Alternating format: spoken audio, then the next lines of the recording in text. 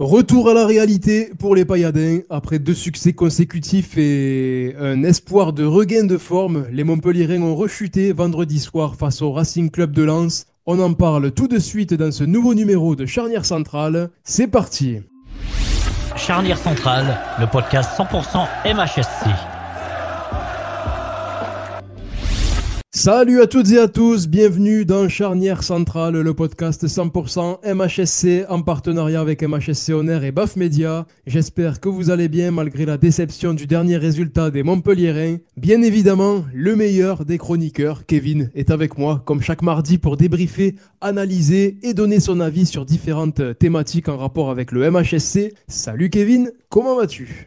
Salut Fabien, ça va, nickel. Malgré le résultat, tout va bien. Bonsoir à tous nos auditeurs. Au programme de Charnière Centrale aujourd'hui, comme tous les mardis, nous débuterons par l'humeur du jour, après la défaite héroltaise à domicile face au Racing Club de Lens 2-0. On continuera avec le débrief du match et le top flop avant de poursuivre avec la question du jour. Pour terminer, on fera l'avant-match du déplacement des Payadins à Strasbourg dimanche après-midi dans le cadre de la 21e journée de Ligue 1 et nous terminerons par les résultats en bref de nos équipes du MHSC. On va débuter avec l'humeur du jour.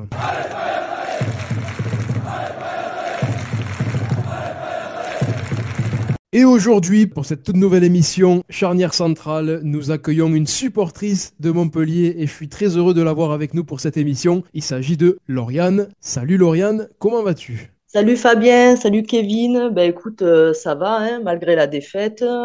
On fait avec, mais ça va. On fait avec. D'ailleurs, je vais vous demander le mot qui définit le mieux votre humeur du jour et après vous m'expliquez pourquoi, justement en rapport avec la défaite de Montpellier face au RC Lens. On va commencer avec toi, Lauriane. Le mot qui définit le mieux ton humeur du jour. Alors, mon humeur du jour, je t'avoue que je suis dégoûtée. Je suis dégoûtée parce que j'ai attendu ce match toute la semaine. J'étais vraiment contente d'aller au stade. Je me suis dit, on sort de 2 victoires, ça peut être que bien. Et au final, dès la première minute, tu prends un but, ça t'assomme. Donc du coup, dégoûtée. Dégoûtée de ce match, dégoûtée de voir mes joueurs qui font rien. Donc voilà. Kevin, le mot qui définit le mieux ton humeur du jour. Exécrable. Comme le match d'hier, c'était exécrable, il n'y avait rien à voir. On a rien proposé. On aurait dit une équipe de division d'honneur qui jouait contre une équipe de Ligue 1 en Coupe de France. Voilà, on a rien fait, on n'a rien vu.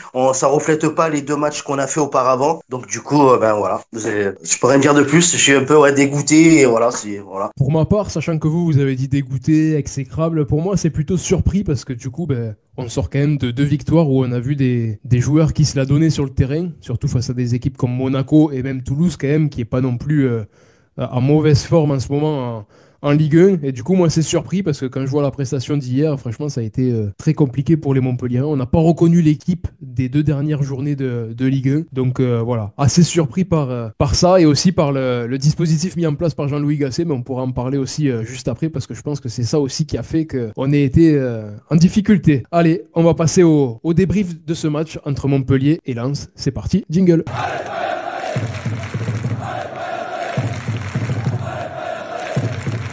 Le MHSC s'est malheureusement incliné 2-0 face au RC Lens vendredi soir au stade de la Mosson. Malgré la titularisation d'Andy Delors pour son retour du côté de la paillade, le MHSC n'a pas su confirmer ses 2 derniers succès face à Monaco et à Toulouse. Au classement, les hommes de Jean-Louis Gasset peinent donc à sortir de la zone rouge. Kevin, Lauriane, qu'est-ce que vous avez pensé de ce match ? Faites-moi un point global de votre avis sur cette rencontre et après on parlera de certains joueurs et de certaines individualités. On va commencer avec toi, mon Kevin. Qu'est-ce que tu as pensé en général de cette rencontre des Montpelliérains face à Lens ? Pour revenir un petit peu à ce que j'ai dit tout à l'heure par rapport à mon humeur du jour, c'était nul, il n'y a rien eu à voir. Franchement, tu peux perdre des matchs. Comme on a dit, tu peux en perdre, mais s'ils avaient proposé du jeu, je veux bien. Mais là, il n'y a pas eu de jeu proposé. Il n'y a rien eu. Nos attaquants, ils étaient trop seuls devant. La défense, je veux même pas en parler. Ça a été catastrophique. Hein.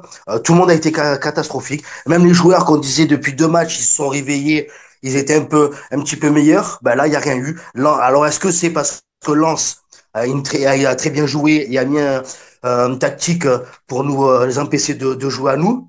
Après, bah, est-ce que c'est ça? Ou est-ce que c'est nous, peut-être qu'on s'est vu un peu trop beau parce qu'on a fait 2 victoires consécutives et on s'est un peu relâché par rapport à nos 2 dernières prestations? Je sais pas du tout, mais là, franchement, je les ai pas reconnus. J'ai dit, on aurait dit que Lens était en Ligue 1 et nous, on était en division d'honneur et qu'on n'avait pas le même niveau qu'eux. Après, je sais que Lens, ça joue pas le même championnat que nous. Eux, ils visent le top 6 et nous, on vise le top 16 pour pas se faire reléguer. Mais bon, voilà, Monaco, c'était pareil. Toulouse aussi, ça joue. On a réussi à faire des choses. Là, on n'a rien réussi à mettre en place. Tout partait en volo. À chaque fois qu'on avait un ballon, on perdait tout. Donc, j'ai pas compris, j'ai pas reconnu nos joueurs. On aurait dit qu'il n'y avait pas de volonté, qu'il n'y avait pas d'envie sur ce match-là.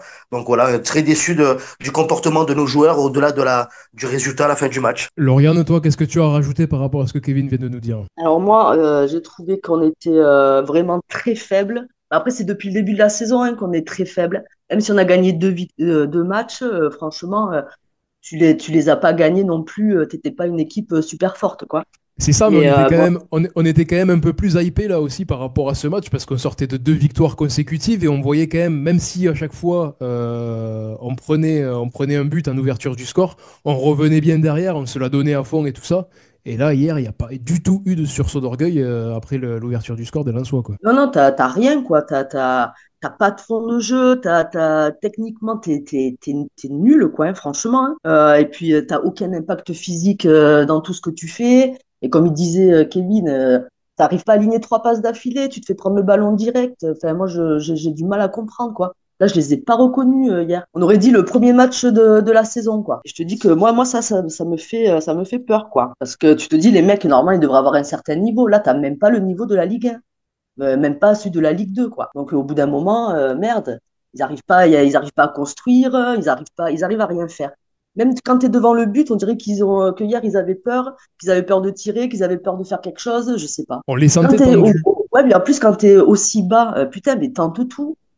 Tente des tirs de loin, vas-y à fond. C'est vrai qu'on les sentait tendus et c'est vrai qu'il n'y avait aucune passe enfin, par moment, ils arrivaient peut-être à vouloir tenter de faire une séquence de 3 4 passes d'affilée, mais ils enchaînaient 2 passes et après la troisième, ça partait dans les pieds des Lensois ou en touche ou même par moment les relances de Benjamin Lecomte qui lui a toujours été réputé quand même pour avoir des bonnes relances, que ce soit à la main ou au pied. À un moment, il te fait une relance je sais pas, il a fait une relance de la main, c'est parti directement en touche, on n'a rien compris. Enfin, franchement, c'était un peu désolant par rapport à ce qu'on a vu ces derniers temps et c'est chiant et c'est emmerdant parce que on se dit qu'est-ce qui va nous arriver par la suite quoi, si on continue comme ça. Kevin, toi, j'avais envie de parler aussi un peu d'Andy Delors quand même qui a fait son retour à la Mosson. Qu'est-ce que tu as pensé de sa prestation? Alors après, malheureusement, il n'est pas non plus aidé par l'équipe. Après, est-ce que lui est à 100% physiquement, malgré qu'il le soit mentalement, mais est-ce que physiquement, pour lui, il peut faire de grosses prestations? Je suis pas sûr non plus pour l'instant, mais toi, Kevin, qu'est-ce que tu as pensé de sa prestation? Un petit peu à l'image de l'équipe, quoi. Ça a été le néant. Il a essayé de se donner un petit peu, de se battre un peu comme on disait, on le connaît. Il a essayé de se battre sur les ballons, mais le pauvre, il avait aucun ballon. Et beaucoup de duels, il a essayé de gagner beaucoup de duels de la tête et tout, mais c'était compliqué parce qu'on sait qu'il fait pas 2 mètres. La seule occasion qu'il a, c'est sur l'action où il frappe et qu'après le gardien l'arrête et que Fayad marque derrière et que le but est refusé par hors-jeu. Mais il a que ça à se mettre sous la dent, quoi. Il y a personne qui lui donnait des bons ballons. Même TJ, il n'a pas réussi à le trouver. Donc voilà, après, comme on disait, il a 100% mental. Mais est-ce que voilà, physiquement, est-ce qu'il est là? Ça fait un moment qu'il a pas marqué beaucoup de buts, qu'il n'a pas retrouvé le terrain et tout ça. Donc voilà, après, il y avait rien pour moi. C'est comme si, et là, il me faisait penser un petit peu aux anciennes prestations pour revenir d'accord où il était dans le jeu. On le voyait, il faisait des appels et tout ça, mais c'était pas un appui, c'était pas un vrai neuf. Et il a apporté rien du tout devant, quoi. Après, voilà, je peux pas lui cracher dessus dès le départ, parce que voilà, il vient d'arriver, donc le temps qu'il se mette en confiance, et puis aussi qu'il trouve les automatismes avec l'équipe, hein. Même si tu as quelques joueurs avec qui il a joué et tout ça, mais je pense que toute l'équipe n'est pas basée sur lui actuellement. Donc voilà, après, ben, pour moi, sur ce match-là, il n'a rien apporté, comme j'ai dit un peu à toute l'équipe, quoi. Il a rien eu à faire. Même les cadres, comme TJ, qu'on disait que ça faisait un moment qui revenait bien, là, il a loupé pas mal de passes. Moussa, il a fait que courir. Il a essayé de faire des dribbles, il a perdu beaucoup de ballons. Donc, du coup, ben, là, le pauvre, il pouvait pas trop être aidé devant, quoi. Après, est-ce que, comme on le disait, mais ça, j'en reviendrai après, est-ce que c'est pas la tactique mise en place par Monsieur Gasset qui a fait que il était peut-être un peu trop isolé devant? Donc voilà, après, je sais pas trop. Faudra lui laisser quelques matchs peut-être pour se remettre en confiance et on verra bien, hein. La tactique de Jean-Louis Gasset, justement, on va en reparler juste après. Toi, Lauriane, la prestation d'Andy Delors, bon, je pense que tu n'as rien à rajouter par rapport à ce que Kevin a dit. Après, c'est sûr qu'on ne peut pas, fallait pas s'attendre non plus à quelque chose d'exceptionnel sur ce match-là, de sa part, au vu de la prestation de l'équipe complète. Toi, qu'est-ce que tu as pensé de son premier match et de son retour à Montpellier? Ben, son premier match, j'ai trouvé que c'était difficile pour lui. Après, j'ai pas envie de le juger tout de suite parce que ça fait pas longtemps qu'il est revenu. Comme il a dit Kevin, il faut aussi s'adapter à l'équipe. Donc bon, je sais pas. Après, je sais que le mental, il a, ça c'est sûr. C'est un guerrier, hein, de l'or qu'on le veuille ou non, hein. Mais après, à lui de mettre son impact physique, à lui d'arriver à combiner avec les autres. Et ça se travaille, quoi. Donc bon, pour l'instant, il est revenu, ça fait même pas une semaine. Donc je lui laisse encore aller 2 matchs pour voir ce qu'il vaut vraiment. Et justement, concernant la tactique de Jean-Louis Gasset, Kevin, il en parlait tout à l'heure. Là, on a débuté le match en 4-3-3, alors que les dernières prestations et les deux derniers matchs où on a été quand même assez solide et assez bon, on jouait en 5-3-2. C'était pour moi le dispositif idéal, je pense, même pour cette rencontre face à des Lensois qui sont en forme. Pour toi, est-ce que Jean-Louis Gasset est un peu fautif aussi dans cette défaite, Lauriane? Ben, je pense qu'il est un peu fautif. Après, il a ses raisons d'entraîneur à lui. Peut-être qu'il a vu des trucs à l'entraînement, qu'il a fait des combinaisons avec ses joueurs, qu'il leur a dit, bon, ben, ça c'est bien et tout, je sais pas. Mais je pense qu'il aurait dû rester sur ce qu'il avait fait avant. Pas besoin de changer, ne change pas, ça sert à rien, quoi. C'est ça, en plus un 5-3-2, du coup tu mets 5 défenseurs, donc bon, même si c'est pas la tactique idéale, mais au moins derrière, t'es sûr qu'il y a un défenseur en plus, t'es un peu plus tranquille, sachant qu'on est très très très très très fébrile.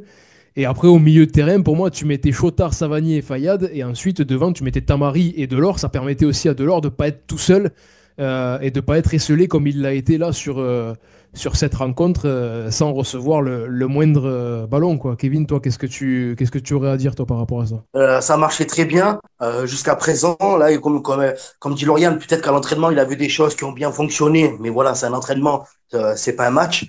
Donc du coup, mais c'est vrai que c'était compliqué. Comme je disais, Delors, il se retrouvait tout seul devant. Il n'avait pas de solution. Après, est-ce qu'il manque peut-être quelqu'un vraiment de plus à gauche, tu vois, dans les positionnements? Parce que Tamari, même s'il jouait ailier droit, je trouve que des fois, il revenait beaucoup en milieu de terrain ou en avant-centre et peut-être qu'il se gênait un petit peu avec Delors. Tu vois, je pense qu'il faudrait vraiment mettre Delors en pointe et mettre vraiment Tamari, qu'on le connaît, sur son côté droit, et un bon ailier gauche. Parce que malheureusement, on n'a pas de bon ailier gauche, à part Koulibaly, quand il est rentré, il a un petit peu apporté, même s'il a joué à droite, mais je pense que tu peux le mettre à gauche, oui, ça peut combiner sur les deux ailes et échanger avec Tamari pour trouver un peu plus de solutions. Parce que là, quand il y avait des rares centres au niveau du point de penalty, et il n'y avait personne, il n'y avait que Delors, mais bon, quand tu es tout seul, tu peux pas faire grand-chose.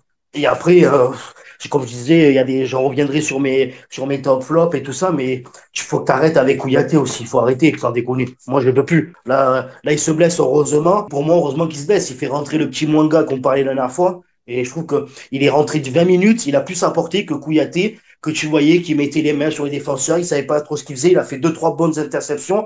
Mais le reste, c'est toujours Béchir ou Modibo qui revenait en courant pour essayer de rattraper ses erreurs de lui, pas forcément lui. Il y en a eu d'autres qui ont fait des erreurs, notamment Enzo Chateau. Mais du coup, là, Mwanga est arrivé, tu voyais, il récupérait le ballon, il avançait avec la balle, que Kouyaté, tu vois, il est toujours un petit peu fébrile. Et moi, je dis, il faut arrêter avec ce joueur-là. C'est plus possible pour ma part. Après, voilà. Toi, Lauriane, comment t'expliques justement cette fébrilité défensive du côté des Montpelliérains? Parce que ça fait depuis le début de la saison que ça dure, on a pris énormément de buts depuis en 20 matchs. Comment t'expliquerais ça, toi? Parce que même quand on joue à 5 derrière, on prend quand même beaucoup l'eau. Ben, je sais pas, écoute, alors soit ils sont pas dans le match et du coup, je sais pas, ils sont pas attentifs à ce qui se passe, je sais pas, ils sont peut-être pas assez vifs, peut-être qu'ils écoutent pas le compte, ce qu'il leur dit. Tu vois, comme il dit la Kouyaté, ben Kouyaté, lui, il peut te mettre en danger n'importe comment. Hier, il va pour envoyer le ballon à Benji, alors qu'il y a un Lensois derrière à l'affût qui est prêt à lui prendre le ballon, il le voit même pas et il te met en danger. Donc en fait, au bout d'un moment, les gars, il faut qu'ils se réveillent. En fait, ils sont là pour défendre. Ils sont là pour défendre un but. Il faut qu'ils soient à fond. Moi, je les vois pas à fond. J'ai l'impression qu'ils jouent à la baballe, tranquille, qu'importe le résultat. T'as pas l'impression qu'ils ont envie de défendre ce but, tu vois. Donc après, j'ai pas d'explication. Moi, je suis pas dans leur tête. Je pense qu'il faut qu'ils se réveillent, qu'ils se disent on est des joueurs pros. Donc, on va montrer qu'on est des joueurs pros. Bon, depuis 20 journées, il est quand même temps de se réveiller. Allez, on va passer au top flop. Et je pense que, pas sûr, mais je pense que chacun, on va avoir un défenseur à mettre dans nos flops. On en parle tout de suite dans le top flop.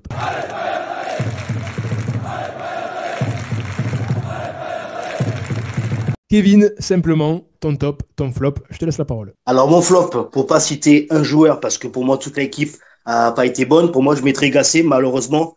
Même si, voilà, c'est notre entraîneur, il fait ce qu'il peut et il n'est pas sur le terrain non plus. Même si on peut reprocher des choses, mais il n'est pas sur le terrain. Donc, c'est aussi les joueurs qui sont sur le terrain de se mouiller le maillot et un petit peu se bouger un peu. Voilà, je vais pas dire l'expression, mais voilà, parce que là, comme disait Lauriane, j'en rajoute un peu plus, mais on dirait qu'il joue tranquille. C'est le match entre copains le week-end.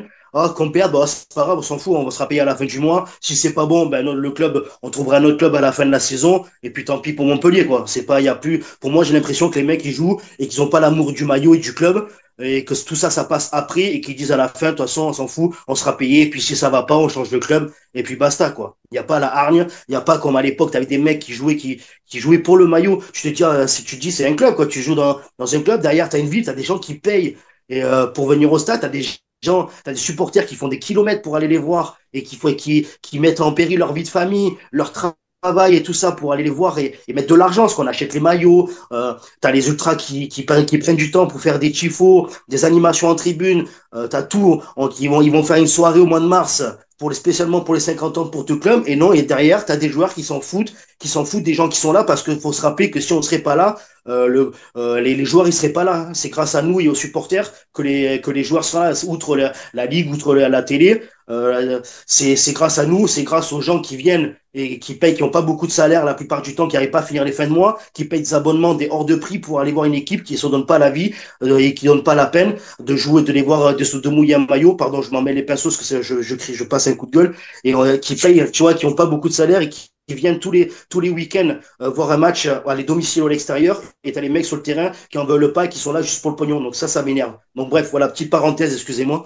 Donc pour mon flanc, je mettrais Gassé, voilà, par rapport à ses choix tactiques et à certains alignements de joueurs qui m'a pas plu. Je pense qu'il aurait pu faire mieux, il aurait pu faire rentrer peut-être d'autres joueurs, tu vois. J'aurais bien aimé voir un petit País, même si les entrées d'Otman, de Koulibaly et de Nzigula a très bien apporté, et de Manga aussi. Mais j'aurais peut-être essayé de voir un petit País, pourquoi pas, hein. Tu te dis, tant qu'à perdre, tu perds 2-0, tu te dis, allez, on lance dans le grand bain, parce que si on l'a acheté, c'est que le gars, et Gasset le voulait, c'est qu'il a quand même du potentiel. On l'a pas pris pour éplucher les citrons à la mi-temps.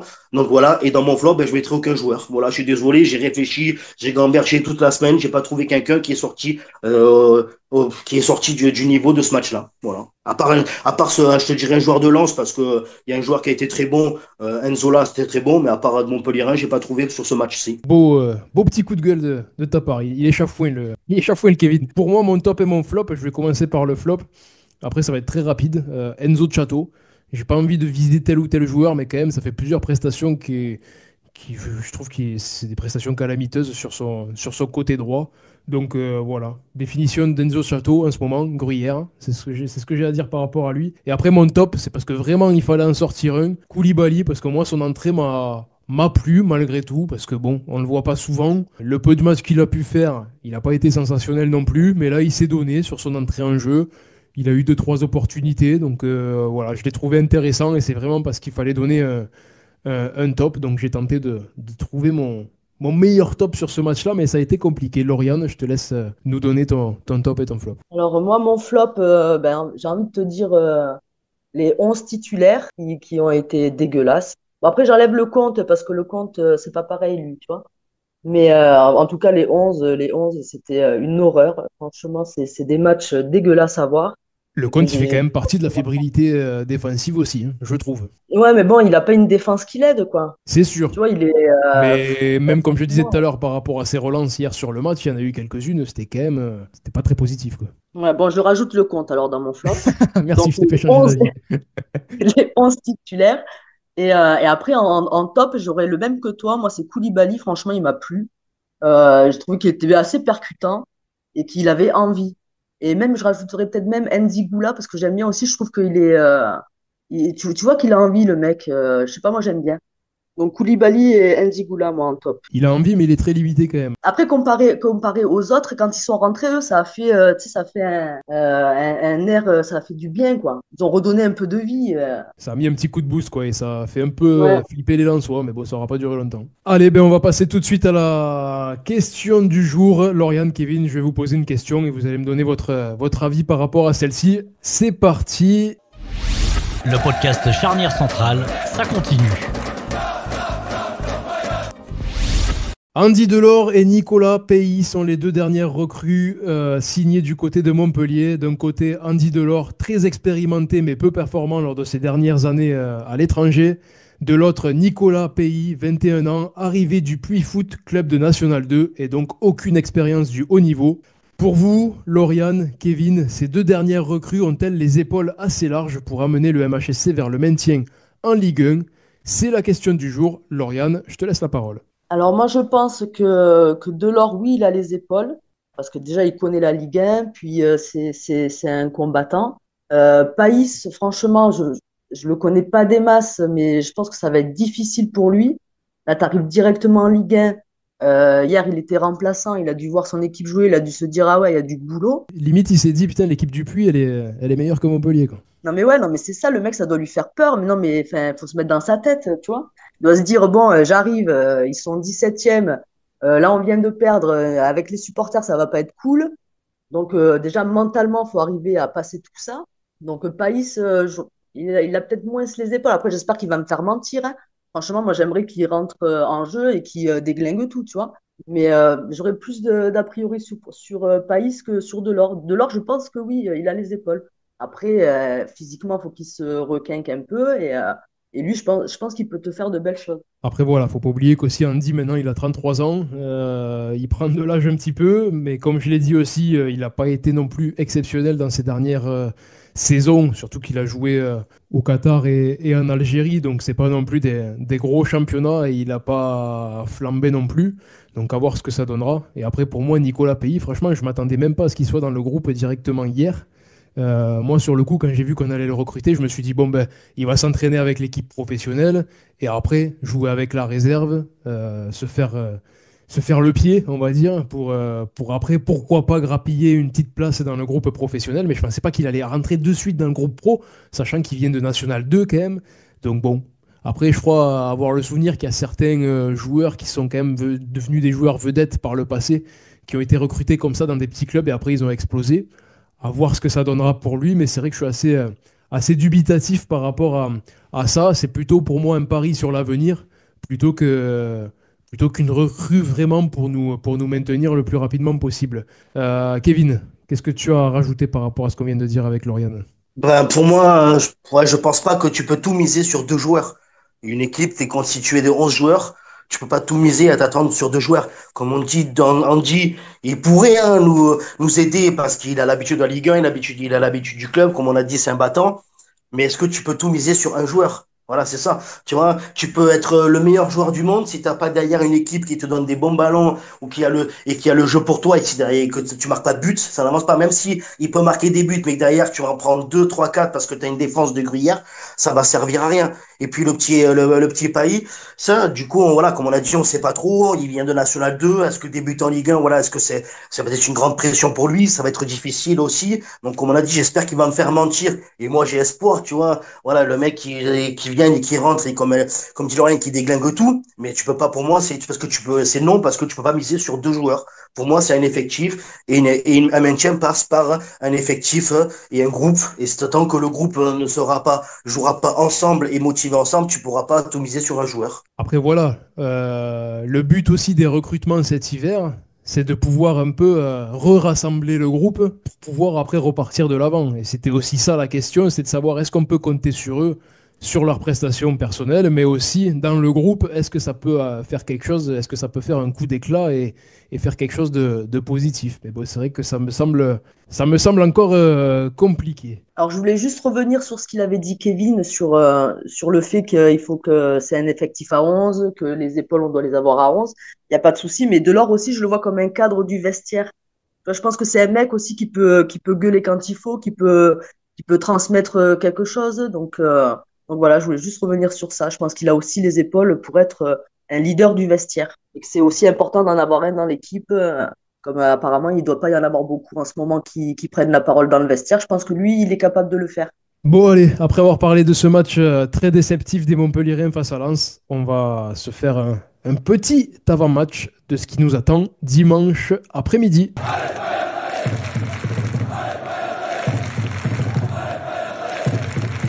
Dimanche après-midi, dans le cadre de la 21e journée de Ligue 1, Montpellier se déplacera sur la pelouse du Stade de la Méno pour affronter le Racing Club de Strasbourg. On va le répéter chaque semaine, mais c'est un match très important dans la course au maintien, car tous les matchs sont désormais cruciaux pour tenter de se maintenir dans l'élite. Kevin, on va commencer avec toi. Comment tu vois cette rencontre? Je pense que c'est compliqué de se projeter. Ouais, c'est ça va être très très compliqué. Surtout à la Méno, on connaît leur public, on connaît leur stade. Après, ouais, l'équipe de Strasbourg joue très très bien quand même, hein. Franchement, ils produisent un beau football, même si dans le classement, ils sont pas dans les top 6, mais franchement, ça joue bien. Ils ont un attaquant, c'est un tueur, le Emega, franchement, devant. Dommage qu'il soit pas chez nous parce que j'adore ce joueur, mais pour moi, ça va être un match très compliqué. Franchement, après, ça dépend. Si tu joues comme tu joues comme tu as fait à Toulouse, il y a Monaco, même sans jouer parfaitement, mais que tu as un petit peu de chance et que tu as un peu plus de hargne et de niaque, tu peux espérer quelque chose, même un match nul. Mais si tu fais la même prestation que vendredi soir, c'est sûr que tu peux t'attendre à une défaite, hein. Et comme je disais, vu le niveau de jeu de Strasbourg en ce moment et leur attaquant qui est en super forme, il semble que le dernier match il reste sur un doublé. Donc du coup, franchement, ça va être très très compliqué pour nous. Ça va être compliqué. Je sais vraiment pas quoi penser de ce match. Lauriane, toi, comment tu la vois cette rencontre? Alors, ben, idem comme Kevin, compliqué. Puis c'est vrai, Strasbourg, de toute façon, je pense que toutes les équipes sont meilleures que nous dans le jeu. Donc dans tous les cas, ça va être compliqué. Mais j'ai envie de garder l'espoir et je vais le garder. Et j'espère qu'on va faire un match. En plus, on sera pas à la maison. Donc du coup, les supporters, tu auras moins la pression. Donc peut-être qu'ils vont être libérés et j'espère qu'on va faire un bon match et qu'on va gagner. Donc moi, je préfère rester dans l'espoir et me dire, allez, ça va le faire. Petit pronostic, Lauriane. Alors moi, je vais dire, je les donnerai jamais perdants, hein, je te le dis direct. Donc 2-0 pour Montpellier, but de Tamari et de Laure. Ben, moi, je vais te dire 3-0 pour Strasbourg. Moi, je ne vois Ah, pas, franchement. il est vraiment chafouin, Kevin, ce soir. Ah ouais, mais la prestation de vendredi, ça m'a énervé. Et pour moi, je t'ai dit, je ne vois pas actuellement, avec la prestation de vendredi soir, je ne vois vraiment rien faire là-bas. Et si on joue comme ça tous les matchs, toutes les équipes vont nous rouler dessus. Le seul que tu peux espérer, c'est un petit peu chez toi contre le Havre. Tu peux essayer de faire un petit quelque chose parce que le Havre est un petit peu mal en point comme nous et c'est le même niveau de jeu. Mais pour moi, Strasbourg, t'en prends trois facilement. Et même je risque de 3 mais je ne vois même pas marquer un but. C'est à mon tour de donner le pronostic, là, mais c'est euh, c'est un peu complexe. De base, j'ai pas envie non plus, j'ai envie de faire comme Lauriane, de pas donner de défaite de Montpellier, de toujours donner des victoires en ayant le cœur qui parle. Mais franchement, là, ouais, je ne vois pas du tout nous imposer non plus. Pourtant, Strasbourg n'est pas non plus une équipe exceptionnelle, mais bon, c'est déjà mieux que nous. Et je mettrais un petit, un, allez, un 3-1, un 3-1 pour Strasbourg avec un but d'Andy Delors quand même. Mais voilà, après, je ne vois pas faire un clean sheet parce que depuis le début de la saison, déjà, on n'a pas fait un clean sheet et on est la seule équipe de toutes les équipes, enfin, de tous les championnats européens à ne pas avoir pris un clean sheet oui, de pas avoir fait un clean sheet depuis le début de la saison. Donc déjà à ce niveau-là, c'est assez inquiétant. Donc on va encore prendre des buts, on va encore être fébrile défensivement. On aura peut-être un petit but de Delors qui nous redonnera peut-être de l'espoir, mais ça ne durera pas longtemps. Je suis assez pessimiste aussi comme Kevin. Lauriane, j'espère qu'on ne t'a pas trop déprimé. Non, non, non. Non, mais après, je comprends que vous soyez pessimiste, mais dans ces cas-là, on aurait jeté notre carte d'abonnement dès le premier match qu'on a vu de Montpellier. Donc moi, je reste quand même, je vais essayer de rester confiante. Allez, Parce que Lauriane, c'est notre petite onde positive. Et ça mais fait non, mais parce plaisir. que je les aime, t'as vu, j'ai envie de les voir réussir. Tu vois, moi, ça me fait de la peine. Donc, du coup, j'ai envie qu'ils réussissent. Nous aussi, on a envie qu'ils réussissent, mais c'est vrai que... Moi aussi, j'ai envie qu'ils réussissent pour mon club. Les joueurs, je les aime pas, ils m'énervent. Mais le club, oui, je veux qu'ils réussissent pour mon club et pour notre club, pour notre ville, c'est tout. Après, voilà. Allez, on va terminer cette émission, comme à son habitude, avec les résultats de nos équipes du MHSC. Et là, ce sera juste le résultat d'une autre équipe du MHSC, pardon, parce qu'il n'y a que les féminines qui ont joué ce week-end. C'est parti.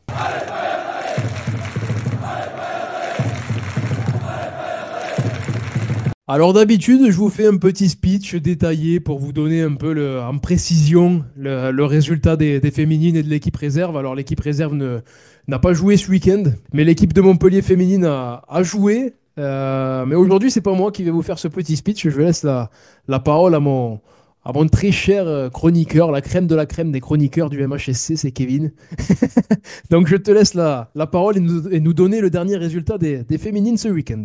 Ben, ce week-end, les féminines ont joué vendredi contre l'Olympique Lyonnais et ça s'est terminé malheureusement par une défaite 4-1 grâce à un but quand même de Houchen juste avant la mi-temps, à la 45e minute, qui a essayé de redonner espoir à notre équipe Montpellier-Rennes, mais malheureusement, voilà, Lyon était au-dessus, on le sait, c'est l'Olympique Lyonnais, c'est ce qui fait de plus fort dans la démarquement en ce moment, même au niveau européen. Donc voilà, très compliqué pour nos féminines pour ce match-là ce week-end. Et le prochain adversaire des Payadines sera le Paris Saint-Germain. On va enchaîner après Lyon, on jouera le Paris Saint-Germain, mais c'est pas ce week-end, ça sera le week-end d'après, le week-end du 15 février. Donc ça s'annonce aussi compliqué pour les Payadines. Après, autant jouer les deux grosses écuries de suite, au moins après on prend de douille et après on est tranquille. Lauriane, merci beaucoup d'avoir accepté notre invitation pour participer à ce podcast Charnière Centrale. C'était vraiment un plaisir de pouvoir t'avoir à nos côtés. Ça nous renvoie à certains souvenirs d'il y a quelques années et ça fait vraiment plaisir. Donc merci beaucoup Lauriane d'avoir été présente pour cette émission.